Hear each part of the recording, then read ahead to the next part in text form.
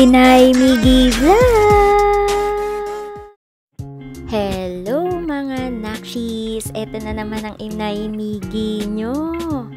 At ako ngayon nagbabalik. Matagal-tagal din akong nawala kasi nga nagkasakit ako. Halos 2 linggo din akong hindi nakapag-upload.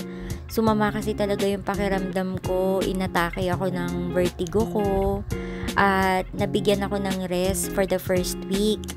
Tapos, nung nakabalik na ako sa office after ng rest ko ng 1 linggo, sa hindi inaasahang pagkakataon, ewan ko ba, umatake talaga siya sa office. Yung tipong hindi na talaga ako makatayo sa sobrang hilo ko. Hanggang sa, ayun, naidala na nga ako sa clinic. Pero anyways, eto at okay na yung pakiramdam ko at bukas babalik na uli ako sa work. Pala ko nga sana bago ako bumalik sa work makapag-general cleaning ako. Kaya eto't nagligpit-ligpit ako. Kaso nga lang, meron akong parcel na dumating. Ito talaga yung pinakaiintay ko. Kaya mga nakshi, samahan nyo akong i-assemble etong biggest purchase ko dito sa TikTok. Ang saya-saya ko talaga nang dumating to. May 1 year na to sa cart ko. Kaya nung na-check out ko to, grabe, ang saya-saya ko. Nung nagkaroon ako ng free sample, nung maliit na version nito, grabe lumulokso din talaga yung dibdib ko. Pinapanalangin ko nga na sana yung malaki na lang yung naging free sample ko. Pero thankful pa rin ako kasi nagkaroon pa ako ng maliit na version. Nung dumating nga to kanina, talagang excited na ako na i-assemble siya. Pero, syempre, inuna na muna naming mananghalian ng mga bata tsaka makapagsinup-sinup ng mga kalat-kalat bago ko harapin tong pag-assemble nitong aming bagong organizer cabinet.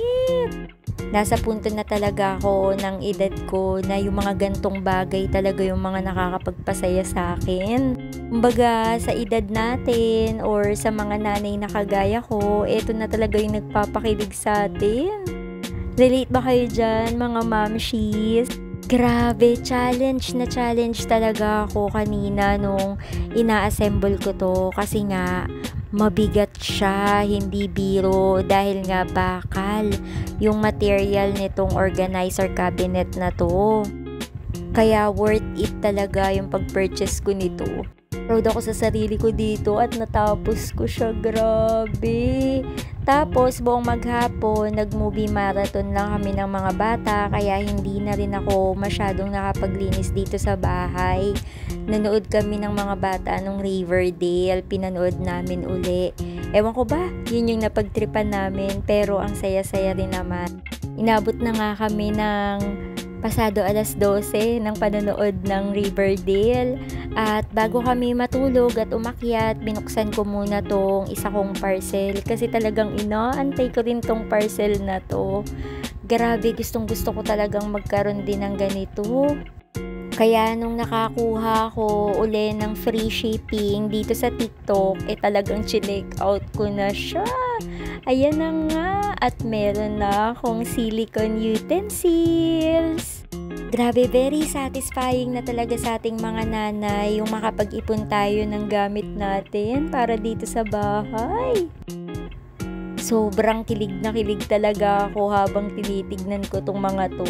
O, papaano mga nakshis? Hanggang dito na lang. Inay Miggy Vlog! See you on my next feed! Paalam!